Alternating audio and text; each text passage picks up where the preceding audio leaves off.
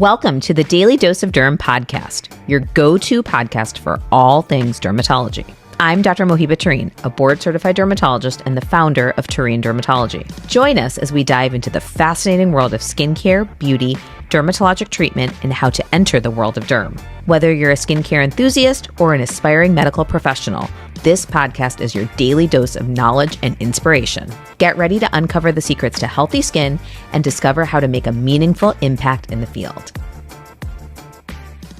Hi everyone, welcome back to the Daily Dose of Derm. I'm your host, Shihab Adam, and today I am so happy, I'm so honored to be here with one of my former esteemed colleagues. She taught me everything I know about this job here at Tareen Dermatology. She's incredible, and she's doing amazing things out in the world right now. I'm here with Olivia Bean. Olivia, thank you so much for being here. You're making me blush. Stop Thanks for you. having me. I'm so happy. This was being a medical assistant was very new to me. I was, this my very first time getting clinical experience, and so I'm so happy. I'm so appreciative of you, of all of your expertise, you made it your easy. mentorship.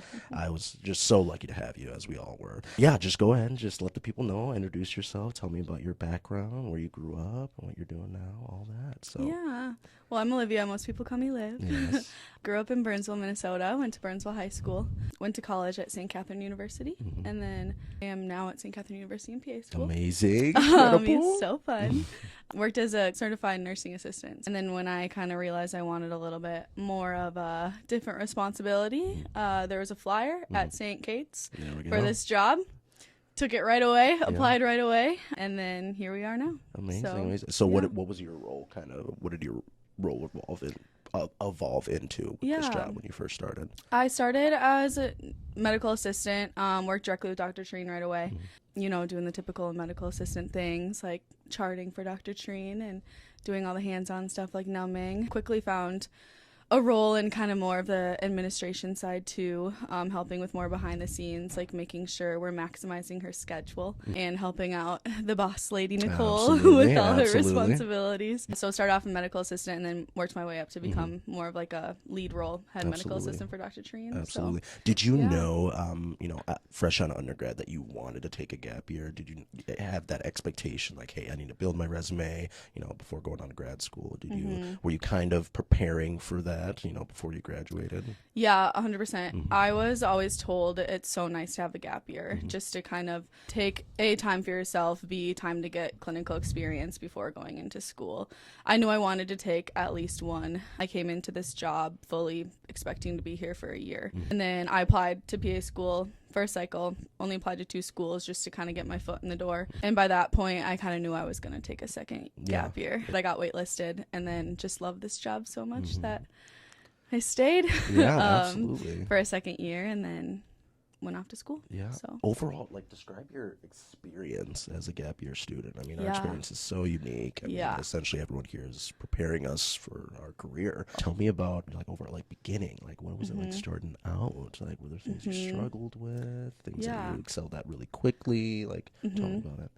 Yeah, I think coming off of my nursing assistant job, it was a huge learning curve because, of course, we're working with patients here, but you're also learning a whole new system, a whole new language of charting and dermatology charting and a whole new system. So starting off, it was, we had that boot camp, that 2 weeks of just learning hands-on learning, just how to numb, how to chart, how to talk to patients, how to ask patients questions. Biggest learning curve for sure was charting by far, but you quickly get used to it. You quickly adjust. Once you get comfortable with that, you can get comfortable with doing all the other hands-on stuff you're expected to do, numbing, which was so fun to be able to not only have to document things for Dr. Tareen, but she trusted you to do all the hands-on stuff. Who were kind of your mentors in the beginning stages of your journey? Who were the ones who were teaching you, training you, all that? It was always the year above you, or the year that the gap year students that were here the year before you. Mine was Christine, Christine and Rabia, and of course Nicole. Love her. And Rachel. Yeah, they definitely guided me through it, babied me through it until I felt comfortable. Were there any skills that you helped develop throughout this job that translated directly into like PA school now? Were there any things that you were like were immediately prepared for now that you're in PA school? Yeah, that's something I reflect on all the time and think about. Just thinking about me being able to go into school completely comfortable with just talking to a patient and taking a history and building that quick rapport. If I worked anywhere else or if I kept my nursing assistant job, I wouldn't be able to just walk into a room blind and just be able to quickly build rapport, quickly see what they're here for, quickly build that trust to give them the care they need. Like one of the first skills you have to build in PA school is taking a medical history. And we were doing that every day, 10 times a day at least. So that was 100% the biggest thing that working here did for me was being able to just talk to a patient, because you can be so smart and you can know everything about anything, but if you can't talk to a patient, build a history, build a rapport, you're not going to get anywhere. Yeah, absolutely. Kind of transitioning into, your application process.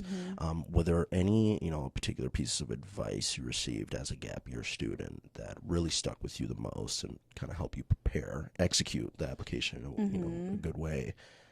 Were there any sort of guidance particularly here? Yeah. I feel like one thing I was always told that just completely stuck with me is everyone who's applying to school, whether it be PA school, med school, any sort of grad school, they're all going to come in with a high GPA. They're all going to come in with patient care experience. They're all going to come in with a solid background. You got to find that thing that makes you stand out from everybody else, whether it be a fun hobby, whether it be fun experiences you do. I found like a really big passion in service and volunteering, and I go down to Honduras on mission trips, and I feel like that was like one thing I could really talk about and bring to the table that I know, of course, other people probably like are volunteers and do service stuff, but finding that one thing that like can make you stand out and make them be like, oh yeah, like Liv, she was the girl that would go down to Honduras and do this and that. Like it's just one thing. Could you elaborate a little bit on that? What were you doing in Honduras? I go down with orthopedic brigades mainly, but there's a company called One World Surgery that has like mission trips, and it's like a long-term established. It's not just like short-term, like one-time care. It's like a long-term healthcare intervention that they go down and serve people of Honduras. Some people travel like days, some people travel hours to come get the care. But I go down for like a week at a time. Before I started school, I went down twice a year, and we were just in the clinic and the surgery center, giving people new joints. Amazing. Giving people the follow-up care that they might need, even just like basic primary care for the underserved. Incredible. Do you have any kind of memorable stories from your time down there? Or? Yeah. Oh, yeah, this just reminded me. So I spent 3 weeks down there right before I went to school. And there was one morning where me and two of the other surgeons got there really early because we thought the surgery started at 7 a.m., but they pushed them back to 9 a.m. And so we were there at 7 a.m., but it was like too awkward to go back to where we were staying. All of a sudden we heard like a little scream, and one of the nurses came in and grabbed us, and a mom was carrying her son because he had just broken his leg or something.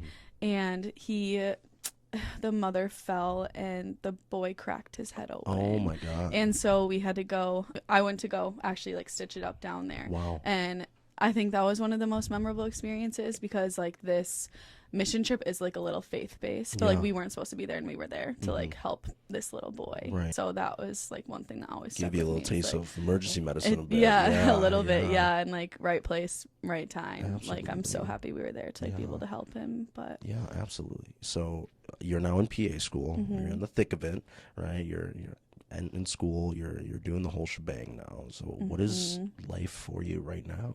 After the gap year experience, now you're just back in school mode. Yeah. Tell me a little bit about that. Yeah, it was a little hard to adjust, that's for sure. Yeah. Of course, I was like working here, but like just your typical normal like 8-hour days.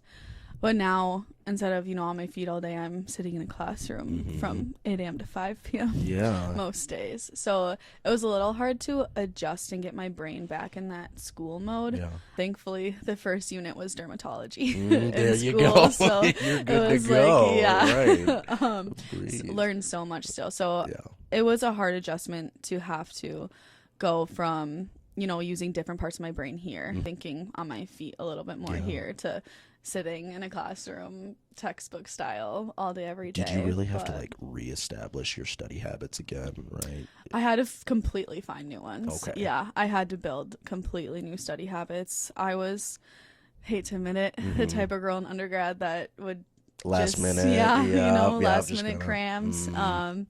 And now being in school and like the volume you learn, it's not even that it's super difficult. Like, of course there are things that are difficult, but it's just the volume, the amount you have to know, the amount of conditions per unit. We're unit based, like systems based. Right. So I truly do have to study every day a little bit. What is your kind of like schedule? Like, what's your personalized schedule? So most days, we're technically, we allot our schedule to be like school 8 to 5. So sometimes it's 8 to 1, sometimes it's 12 to 3. You don't really know. It's just based on like the coordinator's schedules. But I'm in school, I come home, maybe go to the gym and make some dinner, and then I'm right back to the books. I cut myself off at like 9 p.m. most nights because you can't overwork yourself. But yeah, definitely it's like school right now. I do have time for my friends though. I will make that a priority to give myself a little break. So that's like where weekends come in to, maybe I take the morning to study and then maybe take the night to be with my friends or Mario, my boyfriend, and see my family. So do you have, any, peers you've seen that maybe not handle the overall school load, maybe in an unhealthy way? Are you finding any of your peers like struggling with that aspect of grad school? I feel like everyone has like a moment. I mean, test week, you're just kind of cramming almost just getting like the last minute stuff in where you're like not thinking about like what you're eating, what you're doing, like anything like that. So I feel like I just knowing my own self in undergrad, I definitely got to those points where I'm just grind. So was that too much of a struggle for you, finding kind of a healthy balance? Have you been able to kind of find that pretty easily, or was it something you struggled with in the beginning? I feel like that was like my biggest question. I would always ask people going into school, how are you finding time to like be with your boyfriend, be with your family, be with your friends? It's honestly just a personal like preference, a personal time management. You can ask someone and they might say like, nope, I'm always studying, like I don't see my friends until I have off weekends. But then you can also find that person who I'm more this person where, like I manage my time well throughout the week. So I can take my weekends to be with my friends, be with my family, be with Mario. But that is one thing that is more of adjustment, because when I was working here, I was able to, I was with my besties all day, every day here. Right, exactly. But I was able to get off work and not have to think about anything else. But now I get off school and I like do have to think about like, okay, I want to, do this set of conditions today, like this set of farm tomorrow, anatomy this day. And then think like, okay, well, where can I fit in some friends, some family? Absolutely. Yeah, you'll find the people that say they have no time for anything, and then you'll find the people that say they still make time. It's been a little bit of an adjustment for me, but it's not too different. Like I still find time to do the things I want to do. Yeah, so, absolutely. Do you have any particular like study tools that you found to be really helpful with you in school? Well, this is pretty PA specific, but there's some really good books, Pants Prep Pearls, and it has every condition for like every unit that's tested on in the PANTS. The PANTS is our test that we have to take to become a physician assistant and get our licensure. And there's like every condition laid out. It's just like the pearls. The pearls are like just the things you need to know in every unit, every condition. And so that's been super helpful. Like that I will read, as we learn the conditions or the farm, whatever that we're learning. That just helps me like reground myself so I know like what to focus on the next day. There's Cram the Pants podcasts. That's super nice when you are just, taking like a long drive or even just driving to school. You can just play, and it's a guy that just talks about like he has different podcasts for different conditions, like specific to like whatever, like dermatology, cardiology, whatever it is, which is super. I'm gonna have to think of a possible collab with who's got this going on. I know. I'll try and hook you up. There we go. Thank you. I appreciate it. So kind of, thinking long term here for you, do you have any major goals you're shooting for at this time and point in terms of, where you see yourself in the medical field? Whether it's, whether a specialty you're already thinking about, like, what are you thinking about at this point in time? Yeah. Are you really just in school grind mode, or are you already at that point where you're trying to think long term? Definitely thinking long term. So I'm about halfway through my didactic year, or like the textbook year, sitting in a classroom. We just had to put our preferences down for our clinical rotation. So we have a year of didactic, a year of clinicals. You have like certain core clinicals you have to do, like emergency medicine, like family medicine, like primary care. But there's electives that you can choose. In St. Kate specifically, I get 2 electives, technically 4, 2 electives, 2 like senior clerkships later down the line. Yeah. And that's things like dermatology, cardiology, like orthopedics. Yeah. I am a derm girl at heart. Yeah. I really think I know I'm gonna end up doing derm after I graduate, but I need to keep an open mind going into clinical year, because I might surprise myself in what I really do like. But even talking to like one of my best friends who's a year above me, Carly, she used to work here too. Yes. She is in her clinical year right now, and she's done a couple rotations, and she still says like, like you're going to say you're going to keep an open mind, but since working here, like dermatology truly is like our passion. Absolutely. And it's my passion. So my goal is to end up in dermatology. Absolutely. Hopefully here. Hopefully back here. Yes. Oh my gosh, yeah. See the patients that I've seen as a medical assistant, as a provider one day would be super cool. No, so absolutely. Do you have any, big pieces of advice for, pre-PA students, whether it's, for the application process, whether it's for, being in school now, anything that you can kind of share and that was really helpful for you, or maybe someone, told you? What do you think? I think that, we already talked about kind of making sure that you're setting yourself apart. You're not just going in, you're boring old, like, straight A student, 4.0 GPA. I think that, first of all, it might take you 5 times to get in. It might take you 1. No matter what, if you want to do it, like, don't give up. As cliche as that sounds, like, don't let one application cycle of rejections, like, stop you, because each year it differs. It's all about the competition you're against. It's such an arbitrary process where one year it could be super hard, the next year it could be the easiest thing ever to get in. So don't give up 100%. When you do get in, make sure that you're gonna set aside a couple weeks to, like, acclimate, not work or do something for yourself. Like, I spent 3 weeks in Honduras and took a trip to Italy like the summer before I went to school, and I think that was the best thing for me, because it was, once you're in school, you don't just have the time to freely, take trips to another country. So making sure that you're going to do something fun for yourself, something good for yourself before you have to kind of get down to the books. If I didn't do that, I would have regretted it 100%. Yeah, absolutely. Absolutely. Coming back to a little bit of, kind of your, coursework and everything such as that, have there been any skills that, whether it was a unit, anything that you've really loved learning about, or really loved kind of, getting to hone that sort of skill within this medical field? Yeah, my mind always jumps to suturing. Yeah. I love the hands-on and like the surgical side of medicine, whether it be in the OR or like something outpatient. I think one thing that's been really fun that I've surprised myself with is we have simulations where it's like a simulated patient case. You don't know what it is walking into it, but it's either a mannequin or it's kind of like a tabletop sim where the professor just guides you through. Like he or she acts as the patient, and you have to like go and take a history, figure out what's going on. And the past couple simulations have been kind of more like emergency situations, and we haven't quite gotten to emergency medicine yet, but we're tying it into the units that we've been in. So we've been in like GI and cardiology, so they've been in like the emergency setting.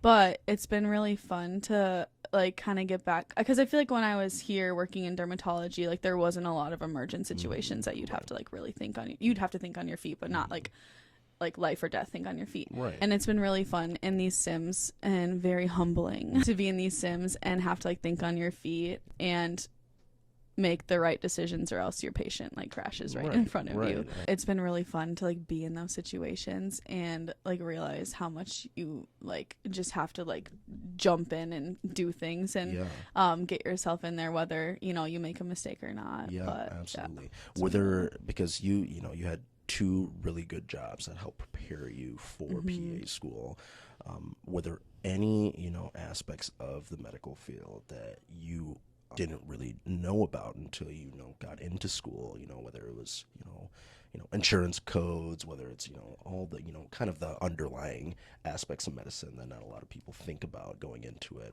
Was there anything that kind of like, oh wow, I didn't really think about that, I didn't know I had to be cognizant of that as a provider, or anything like that you can think of?